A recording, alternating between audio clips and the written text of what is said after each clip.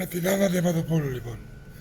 Γιατί από μικρή δέχτηκε πολλές επιθέσεις. Μητέρα ήταν ενός μηνός, 2. Γέμισαν τρικάκια στο εκλογικό τμήμα που πήγε να ψηφίσει.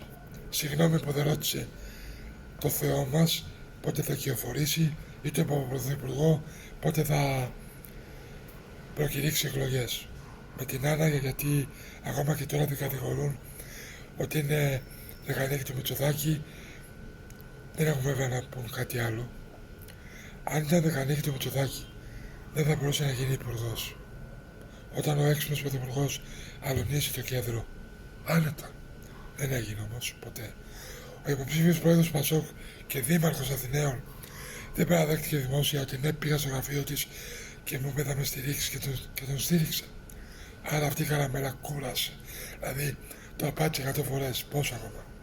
Με την Άννα λοιπόν, γιατί κανείς δεν έχει να πει τίποτα για τη μόρφωσή της, την παιδεία της, τις προτάσεις της.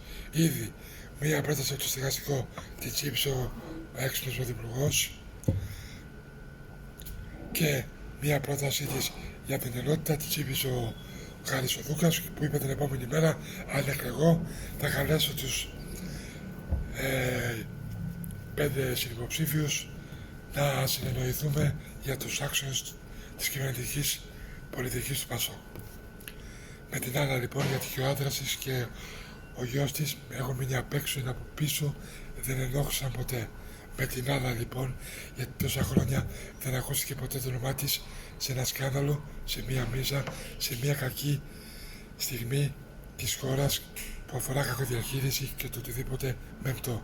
Με την Άννα λοιπόν, γιατί δεν έχτισε φατρίες και κομματικούς στρατούς, αλλά πάτησε πάνω στο διάλογο, στη διεθνή πολιτική και στα προγράμματα και στη δουλειά. Με την Άννα λοιπόν, γιατί σε ακούει, σου ανοίγει την πόρτα, σε προσέχει, σου μιλάει, έχει τα μάτια της ανοιχτά και τα αυτιά της, αφού χρειάζεται τη κοινωνία.